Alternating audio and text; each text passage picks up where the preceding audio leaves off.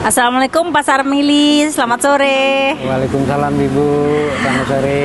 Pak Sarmili, saya udah dengar nama Pak Sarmili sebagai tokoh penggiat ekoprint di daerah Jagakarsa dan sekitarnya. Boleh saya tahu Pak, ekoprint itu maksudnya apa ya Pak? Ekoprint itu diambil dari kata ekosistem dan print. Dimana kalau ekosistem kita bicara soal lingkungan, keserasian lingkungan, keharmonisan lingkungan, dan print adalah cetak. Jadi ini satu sistem cetak yang memang ekosistem terpelihara, tidak merusak lingkungan. Yang dicetak apa? Percetakan kertas kah? Atau baju kah? Atau apa kah, Pak? Ekoprint itu bisa mencetak di atas bahan kain yang berserat alami. Kemudian bisa juga di atas kulit domba. Karena dia mengandung bulu-bulu yang serat alami. Iya, Nah, yang Bapak lakukan itu yang mana Pak ekoprintnya? Ya, karena saya ini sebetulnya pemula. Jadi baru tahapan bahan-bahan dari yang berserat alami saja. Dan itu didapat dari sekitar Bapak begitu? Iya. Saya beli dia tidak jauh dari sini, misalnya di Pasar Lenteng atau paling jauh di Pasar Minggu. Gitu. Dan apakah Bapak memanfaatkan tanaman-tanaman yang ada di sekitar Bapak ini? Saya lebih fokus kepada penghijauan halaman.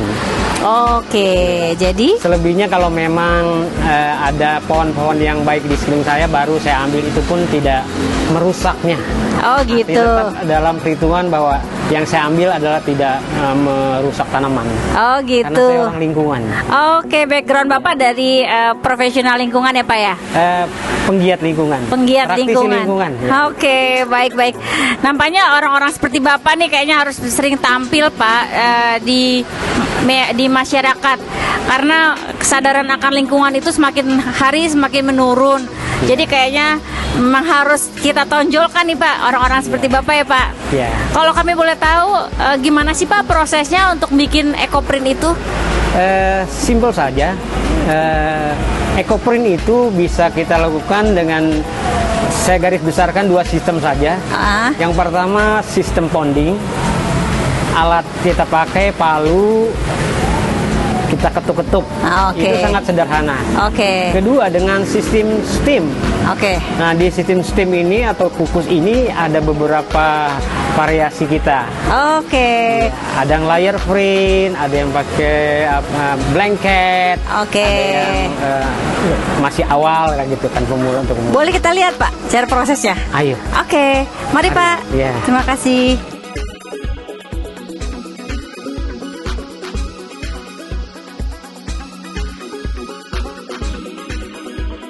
Boleh tahu bahan-bahannya apa aja Pak ya? Itu kayaknya ada ember-ember itu apa Pak? Bahan yang kita pakai yang utama adalah kain yang berserat alami. Kemudian kain bisa, sutra bisa. Kemudian bahan ini sebelum kita proses pewarnaan, terlebih dahulu harus dicuci. Mencucinya dengan sabun tanpa jet yang disebut throw. Kemudian setelah dicuci, diperas kering, ini kita masukkan ke dalam bahan-bahan wadah. Itu bisa dari tawas atau dari aluminium. Baru setelah selesai itu, bahan ini kita masukkan ke dalam pewarna. Yang satu lagi kita masukkan ke dalam medium, karena saya ingin membuat ekoprint yang saya produk ini dengan sistem blanket. Jadi produk blanket. Baik. Prosesnya gimana Pak? Boleh kita coba. Boleh kita coba ya. Yang pertama saya masukkan dulu ke dalam pewarna dan satu lagi ke dalam medium. Warna.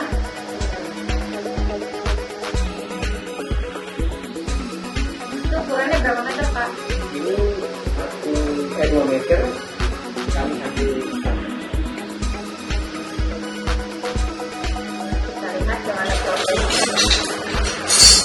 saya pakai ini adalah larutan pewarna dari kunyit.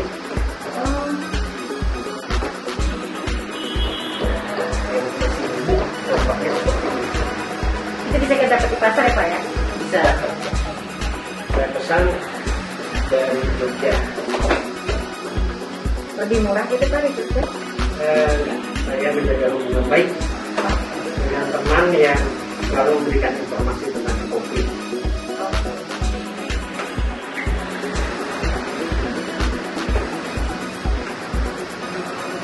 Kita rendam biar rata. Kalau kita tidak puas dengan pewarnaan pertama, ini bisa kita keringkan, kemudian setelah kering kita masukkan lagi ke dalam larutan pewarna. Kalau bicara soal warna itu soal selera, mau yang kuat atau yang lemah warna. Oke, ini sepertinya sudah menyerap ke seluruh lapisan kain.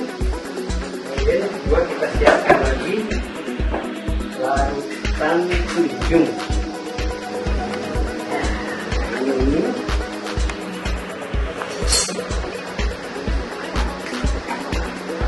Kunjung itu apa ya Pak larutan kunjung? bahannya kunjung itu jadi dari pabrikan Bu. Komposisinya saya tidak tahu. Tapi ini untuk pewarnaan yang kuat. Jadi nanti ada reaksi antara pewarna dan kunjung menyatu. Ketika kita proses, ya saya biasanya berlangganan ke Jogja. Bilangnya kunjung gitu ya? Iya, tujuannya kunjung ya. Warna kunjung. Kalau udah jadi warnanya warna apa tuh dia Pak?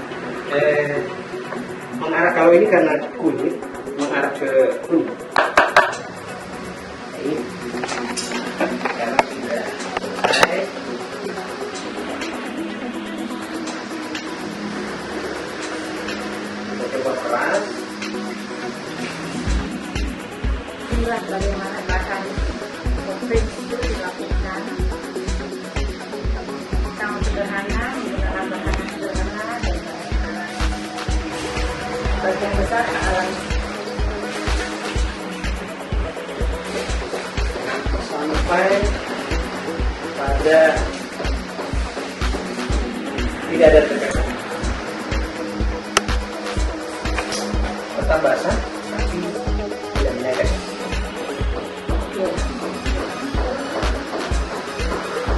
Sekarang kayu ini kita gelar.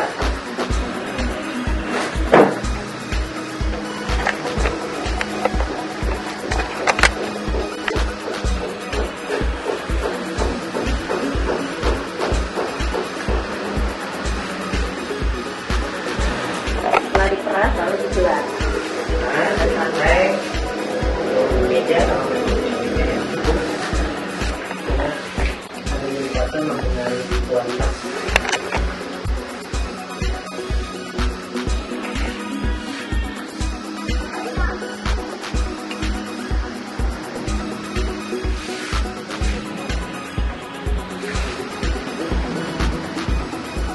Pekerjaan sederhana yang memerlukan ketelitian dan ketekunan. Iya, betul.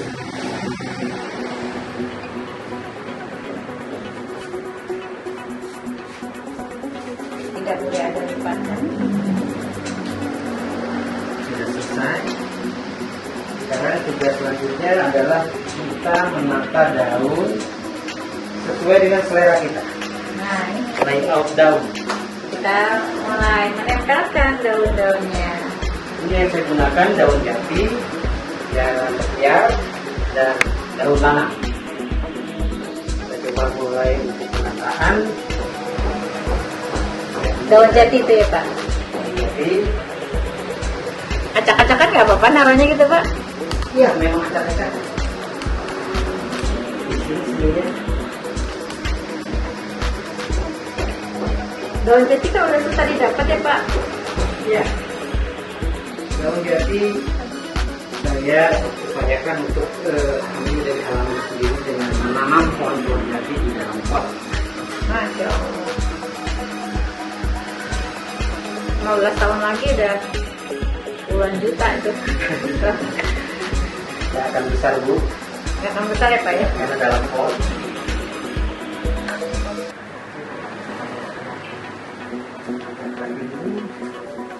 itu harus punya jiwa seni juga ya Pak, menatanya ya Pak. Iya. Kalau ini pasti memang harus di seni.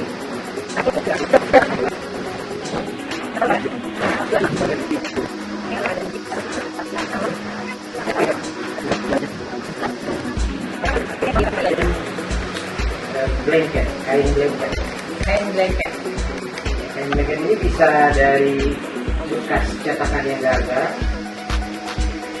juga dari bahan yang masih baru. Oke. Fungsinya kain blanket itu untuk apa Pak? Untuk membuat reaksi antara pewarna yang sudah ada dan untuk menguatkan, sehingga ketika daun-daun itu mengeluarkan warna atau tidak akan jelas tampak. Oke.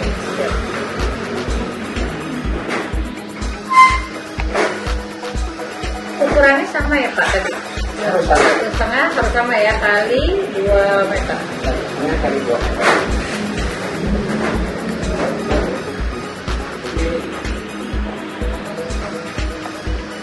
Harus berdua.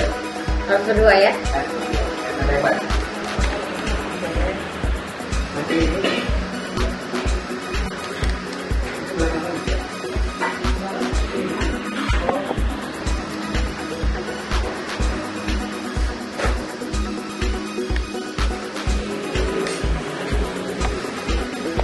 tahan. Gantung ya, gantung. Atau turun nih. Oke, lihat kiri kanan.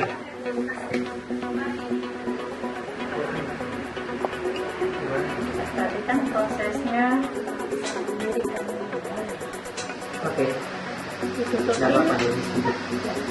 oleh kain yang habis direndam dengan dinding dan lalu ditekan-tekan gitu Pak ya?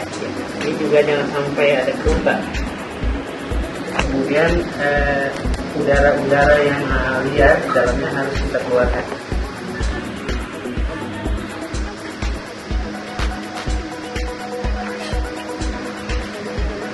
Ya.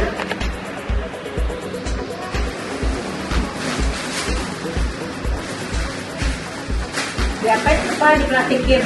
Karena ini akan membawa kulit kaki menjadi hitam. Pertama adalah melindungi Oh begitu. ini. Injek-injek. Injek-injek aja dulu sebelum kita giling.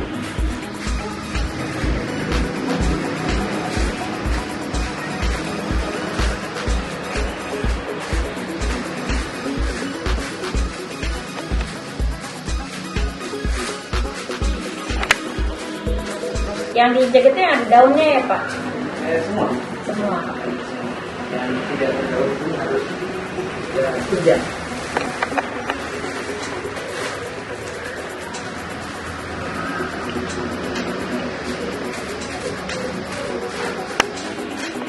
Wow, menarik sekali. Ini bisa dikerjakan bersama-sama dengan anak-anak sebenarnya Pak ya? Iya. Iya. Tumbuh. Mungkin suatu saat Bapak bisa mengajar anak-anak sekolah gitu Pak? Senang sekali. Ya, biar mereka semua belajar, kita persiapkan ya Pak ya, biar mereka punya sesuatu yang baru sekaligus memperkenalkan lingkungan yang baik itu harusnya gimana. Selanjutnya saya gunakan paralon kecil. Oke, paralonnya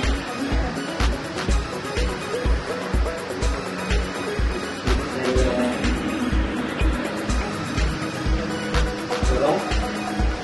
Tujuannya menggunakan dan masih menggunakan udara-udara liar.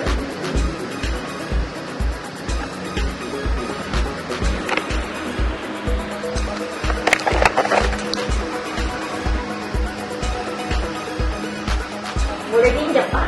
Boleh. Tapi nanti kakinya hitam. Pasti hitam. Karena kalau kita lindungi dengan plastik, ini itu.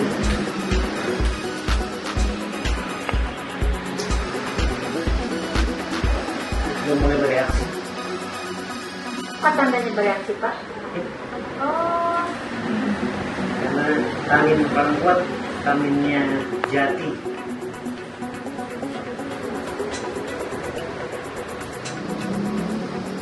Kita bisa saksikan ya bagaimana kain yang tadi sudah ditutupin, sekarang digulung pakai paralon. Jadi itu sudah mulai keluar tuh.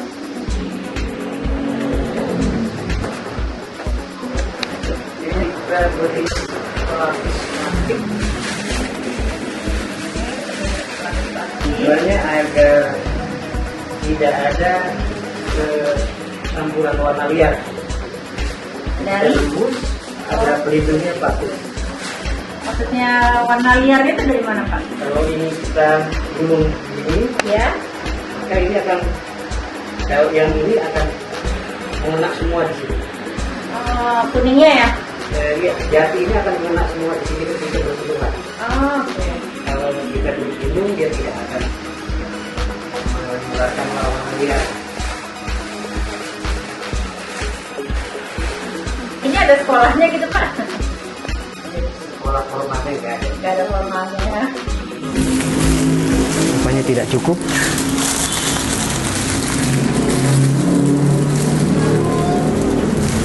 Lebarnya plastik ini ya kalau bisa sedapat mungkin lebar lebih sedikit daripada kertas Kainnya. kain ya. Oke.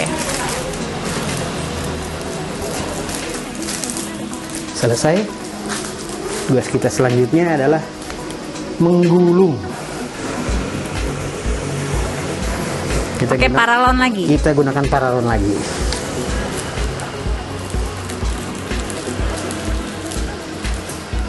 Semua bahannya digulung pakai paralon. Iya.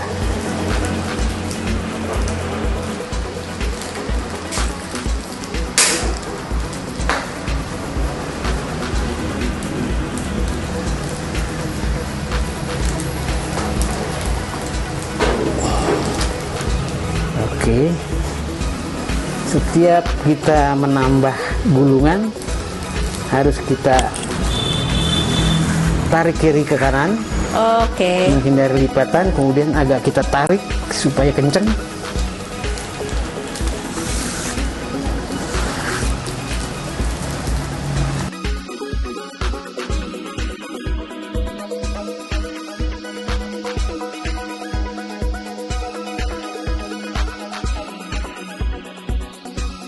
Ya, Semoga suatu saat punya boiler besar ya Pak ya. amin. Amin. Oh, ini bergerak nih. Ikut ketarik. Oh, itu pada benangnya.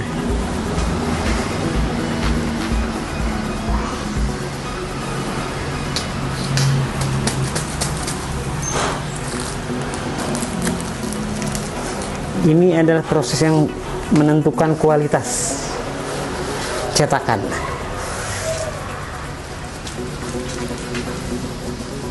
Oke, terus ini dilipat Kita lipat. sama plastik-plastiknya.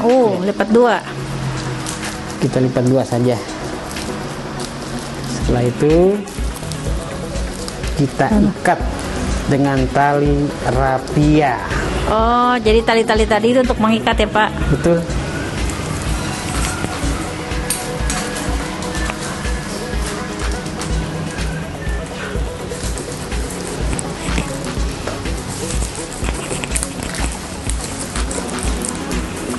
Ikatnya harus sampai rapat gitu Pak, kayak makanan gitu ya. Iya.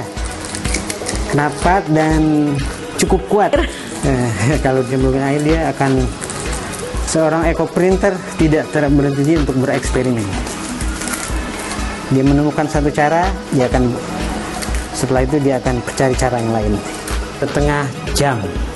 Oke, jadi kita tunggu selama 1,5 jam. Kita buka ya yang sudah kita kukus, ya Pak ya? Ya, baik. Oke, silakan Pak. Kita matikan kompornya. Kita ambil penjepit.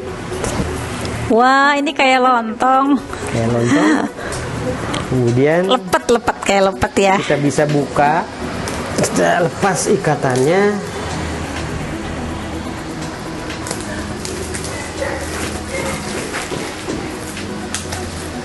Taruh lagi. Tidak plastik. Oke. Ini. Jadi, Yang kiri saya kunyit, yang kanan saya adalah blanket.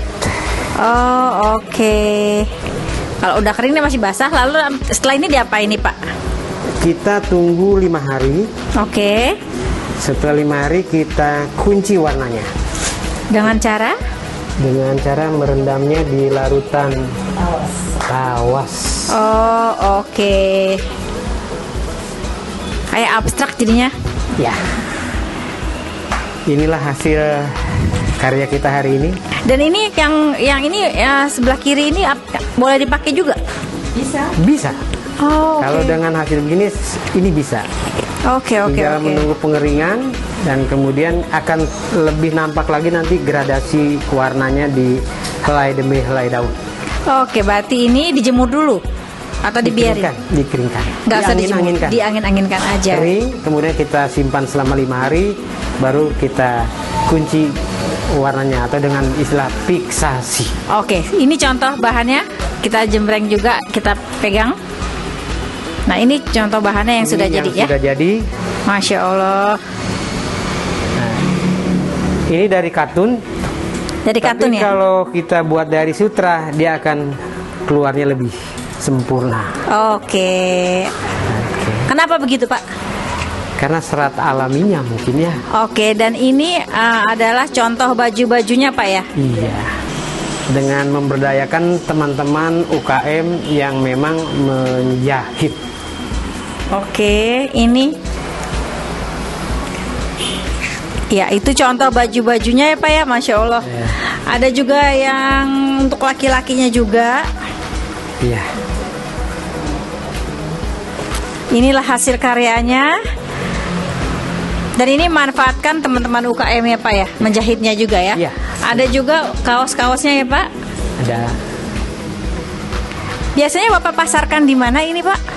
Biasanya kami pasarkan di toko UKM di Gandaria City. Oke. Satu. Oke, dan target marketnya? Target marketnya memang yang pertama adalah menengah ke atas, yang kedua orang yang cinta seni dan cinta lingkungan. Oke, dan kebetulan yang ada di Gandaria City itu kalau nggak salah banyak ekspat ya Pak ya? Iya, ekspor dari Alhamdulillah. Jepang yang senang sekali dengan yang berbau alam. Oke, berarti ini produk-produk ini dijual Pak ya, baik bahan atau baju-bajunya ya? Iya, terima kasih. Ibu. Terima kasih banyak Pasar Mili, semoga Allah meridhoi. Amin. Amin.